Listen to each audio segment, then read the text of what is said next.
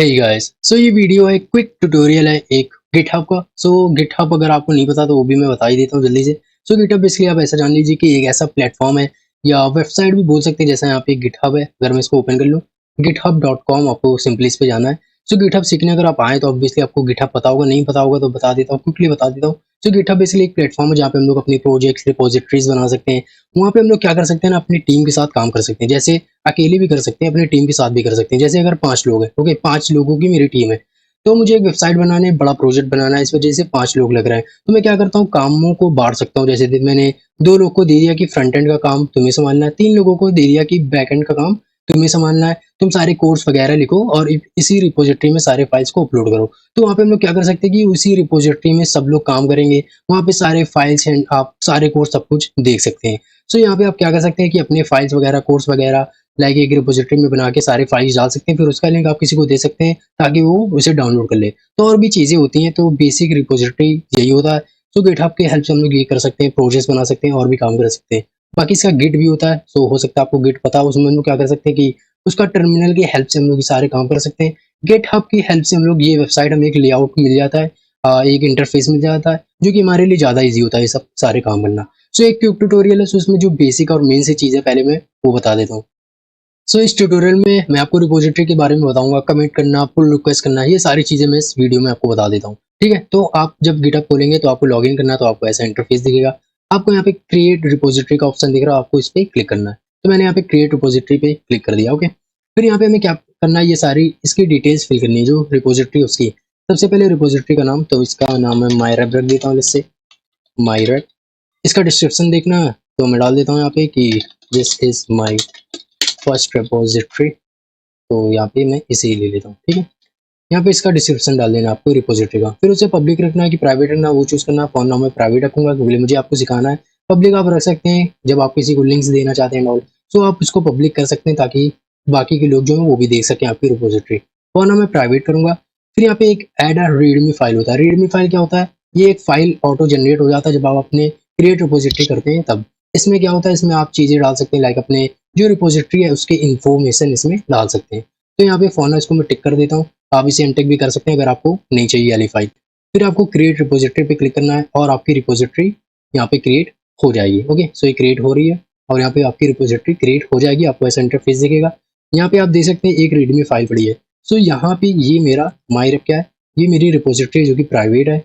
और फिर यहाँ पे मेरे रिपोजिटरी में जो सारी फाइल्स हैं यहाँ पे वो दिखाएगा। और ना यहाँ पे सिर्फ एक फाइल है, readme.md। ठीक है, तो यहाँ पे हमारे फाइल्स दिखाता है, जो जो फाइल्स यहाँ पे है। और ना यहाँ पे सिर्फ readme.md है। तो हम लोग क्या कर सकते हैं, यहाँ पे और फाइल्स ऐड कर सकते हैं। तो कैसे ऐड करना है वो बता देता हूँ मैं आपको। तो यहाँ पे ऐड फाइल का ऑप्शन आ रहा है, आप इस पर क्लिक करेंगे। यहाँ पे 2 ऑप्शन आता है, एक आता है क्रिएट न्यू फाइल, एक आता है अपलोड फाइल्स। अगर आपके पास फाइल्स ऑलरेडी प्रेजेंट है, आपको इस रिपोजिटरी में अपलोड करना है, तो आप सिंपली अपलोड फाइल्स पे क्लिक कर दें। अगर आपको नई फाइल बनानी है तो क्रिएट न्यू फाइल पे क्लिक करें। ठीक है, फिर यहाँ से हम लोग क्या कर सकते हैं, क्रिएट कर सकते हैं एक नई फाइल। तो मायरैप के अंदर मुझे कौन सी फाइल बनानी है, मुझे वो डालना है एक्सटेंशन के साथ। ओके, तो लेट्स से मुझे एक HTML का फाइल बनाना है, तो यहाँ पे मैं लिख देता हूँ index.html। ये हमारा क्या होगा, फाइल होगा। फिर इसके अंदर आप इसके कंटेंट्स डाल सकते हैं। अगर आपको कोड डालना है तो आप जो भी डाल सकते हैं। फॉर्म मैं ऐसे सिंपली डाल देता हूँ, this is my HTML file. Fine, okay हो गया। फिर आप यहाँ पे नीचे आ सकते हैं या ऊपर ही यहाँ पे ऑप्शन आ रहा है, तो यहाँ पे ऑप्शन आ रहा है कमिट चेंजेस। इसका मतलब क्या होता है, कमिट करना क्या होता है वो मैं बताता हूँ। फॉर्म अगर आपको फाइल बनानी है तो आप सिंपली ऐसे कर सकते हैं। मैं कमिट चेंजेस पे क्लिक करूंगा। फिर यहाँ पे आपको कमिट मैसेज डालना होता है। कमिट मैसेज मतलब आपको बताना है कि आपने क्या करा है। तो यहाँ पे मैंने क्या करा है, क्रिएट करा index.html फाइल। तो यहाँ पे मैं लिख सकता हूँ कि क्रिएटेड index.html फाइल। तो जब भी बेसिकली आप नई फाइल बनाएंगे तो आपको बताना होगा कि आप क्या कर रहे हैं। यहाँ पे आपको बताना होगा कि मैंने क्या करा। यहाँ पे मैंने HTML फाइल बनाया और यहाँ पे मैं बोल देता हूँ कि just added HTML file for better performance, ऐसे कुछ बढ़ा देता हूँ मैं रैंडमली। ओके, ऐसे सिंपली मैंने डाल दिया। तो आपको बेसिकली टाइटल और डिस्क्रिप्शन बताना है कि आपने क्या करा है। ठीक है, आपने क्या करा, क्यों करा, वो सारी चीज़ें आप यहाँ पे बता सकते हैं। Commit directly to the main branch क्या होता है वो बताता हूँ। और ना आपको अगर फाइल बनाना है तो कमिट चेंजेस पे क्लिक कर देंगे आप और आपकी फाइल यहाँ पे क्रिएट हो जाएगी। तो अगर मैं अपने यहाँ पे आऊँ, ठीक है, तो यहाँ पे आप देख सकते हैं यहाँ पे एक रीडमी फाइल है और यहाँ पे हम लोग ने index.html फाइल जो बनाया वो भी यहाँ पे शो कर रहा है। अगर मैं index.html फाइल पे क्लिक करूँ ऐसे, तो यहाँ पे हम लोग देख सकते हैं, यहाँ पे जो मैंने डाला था वहाँ पे शो कर रहा है। तो वापस माई पे जाता हूँ। तो ऐसे ही बेसिकली आप ऐसे ही फाइल्स बना सकते हैं। अब कमिट करना मतलब क्या होता है और भी चीज़ें क्या होती है, ब्रांच क्या होता है, पुल रिक्वेस्ट, ये सारी चीज़ बताता हूँ। सबसे पहले ब्रांच की बात करते हैं, ब्रांच क्या होता है। तो यहाँ पे आप लेफ्ट साइड में यहाँ पे ऑप्शन देखें, यहाँ पे मेन शो हो रहा है। मेन क्या है, मेन एक ब्रांच है। अब ब्रांच क्या होता है, जैसे ये हमारा एक ब्रांच है, इसके अंदर ये सारी फाइल्स पड़ी है, ठीक है। अब हमें क्या करना है, हमें एक नई ब्रांच बनानी है। तो नई ब्रांच हम लोग क्यों बनाएंगे, जैसे लेट्स से कि मेरी यहाँ पे फाइल्स पड़ी हैं, मुझे यहाँ पे क्या करना है, कुछ फाइल्स में चेंजमेंट करना है, और मैं नहीं चाहता हूँ कि मैं डायरेक्टली अपने मेन वाली ब्रांच में ये सारे काम कर दूँ। हो सकता है उससे कोई इशू हो जाए, कोई प्रॉब्लम हो जाए, जो कि मैं नहीं चाहता हूँ। अगर मुझे सेफली काम करना है तो मैं दूसरा ब्रांच बना सकता हूँ। तो ब्रांच बनाने का फ़ायदा क्या हो सकता है? तो मैं क्या करता हूँ कि मैं नया ब्रांच बनाऊँगा, उसमें मुझे जो भी फाइल्स में चेंजमेंट करनी है, मैं वो सारी चेंजमेंट करके देख सकता हूँ कि क्या चीज़ें इम्प्रूव हुई, जो भी मुझे टेस्ट करना है, जो भी मुझे चेंज करना है, वो सारी चीज़ें मैं वहाँ पे कर सकता हूँ। सो जो उस वाले ब्रांच, जो मैंने नया ब्रांच बनाया है, मैं वहाँ पे चेंजमेंट करने के बाद अगर मुझे सब सारी चीज़ें ठीक लगती हैं, तो मैं उसे क्या कर सकता हूँ कि वो सारी चेंजमेंट अपने मेन वाले ब्रांच में सीधे अप्लाई कर सकता हूँ। जैसे इसको बना के देखें तब ज़्यादा अच्छे से समझ में आएगा। और ना यहाँ पे एक ब्रांच शो कर रहा है, मुझे नया ब्रांच बनाना है, तो मैं क्या करूँगा, मेन पे क्लिक करूँगा, फिर यहाँ पे ब्रांच का नाम बताना है। तो जैसे मुझे एक नया ब्रांच बनाना है, उसमें ये जो मेरी index.html फाइल है, मुझे उसे चेंज करनी है, उसमें और कुछ कंटेंट डालना है।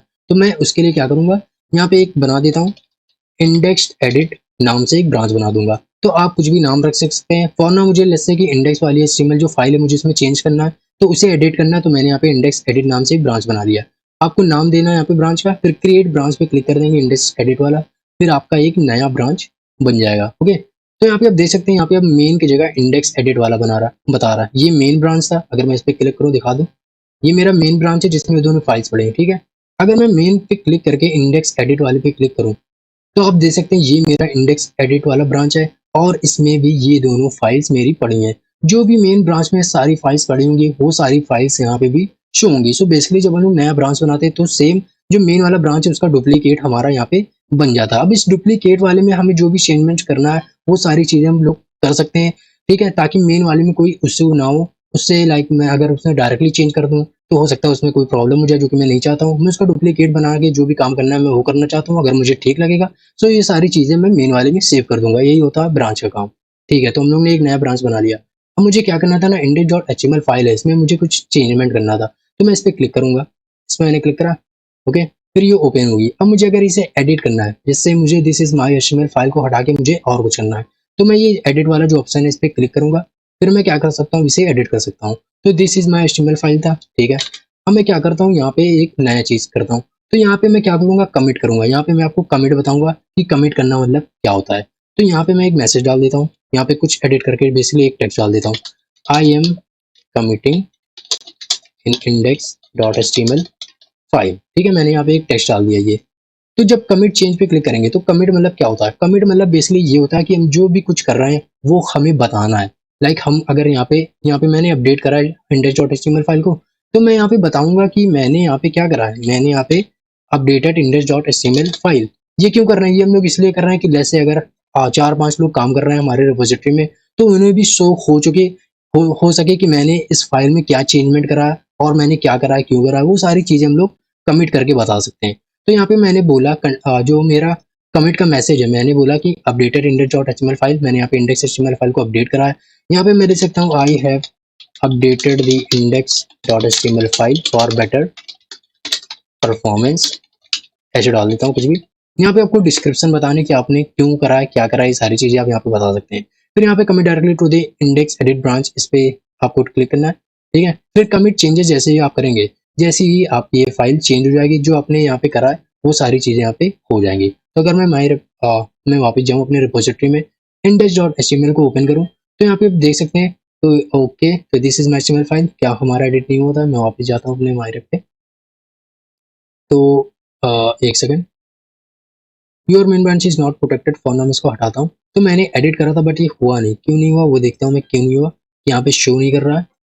एक बार मैं फिर से करता हूँ ये चीज़, हो सकता है कोई इशू हो गया हो। तो यहाँ पे मैं लिख देता हूँ कि I am committing this index file, ऐसे कुछ भी लिख सकता हूँ। कमिट चेंज पे क्लिक करूंगा, यहाँ पे updated index dot HTML file कर दूंगा, और यहाँ पे आई हैव अपडेटेड, ओके, एक सेकंड कैंसिल करता हूँ। कोई ज़रूरत नहीं है। मैं क्या करूँगा, कैंसल चेंजेस पे क्लिक करूँगा, ओके क्लिक करूँगा। तो यहाँ पे क्या हो गया ना कि मैं यहाँ पे मेन ब्रांच में आ गया। मुझे मेन ब्रांच में नहीं करना, मैंने मेन ब्रांच में ये नहीं करा था, मैंने किस में करा था, इंडेक्स वाले में। तो फॉर नाउ अगर मैं मेन वाले पे क्लिक करूँ, ओके, तो ये मेरा मेन ब्रांच है। मेन वाले ब्रांच का अगर आपको index.html फाइल दिखाऊँ तो यहाँ पे अभी कुछ नहीं है। तो अब मैं वापस से अपने वो वाले में जाता हूँ, कौन सा, इंडेक्स डॉट ये वाला, इस पे जाता हूँ, ठीक है, ओके। तो ये मेरी कौन सी ब्रांच है, इंडेक्स एडिट वाली। अगर मैं इंडेक्स डॉट एचटीएमएल वाले में जाऊँ तो यहाँ पे आप देख सकते हैं I am committing in index dot HTML file, यहाँ पे अब ये शो कर रहा है। तो मैंने पिछली बार क्या कर दिया था, मेन वाला ब्रांच ओपन कर दिया था, वहाँ पे ये चेंज नहीं हुआ था क्योंकि मैंने इसको इस वाले ब्रांच में चेंज करा था, ठीक है। तो ऐसे ही हम लोग कमिट कर सकते हैं। तो वापस से मैं अपने मायरप पे चला जाता हूँ, ठीक है, और इसको मैं अपना इंडेक्स वाला चूज करूंगा, ये मेन वाले पे। तो यहाँ पे मैंने इंडेक्स वाला अपना इंडेक्स एडिट वाला ब्रांच चूज कर लिया है। तो यही होता है कमिट करना।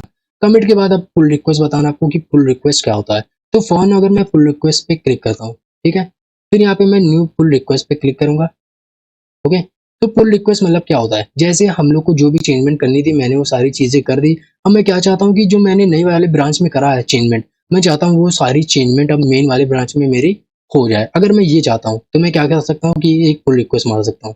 जैसे अगर मैं क्या करूँ, यहाँ पे मुझे सबसे पहले कंपेयर करना होगा। जैसे बेस मेरा मेन है, इसको मैं कंपेयर करता हूँ अपने इंडेक्स एडिट वाले ब्रांच से।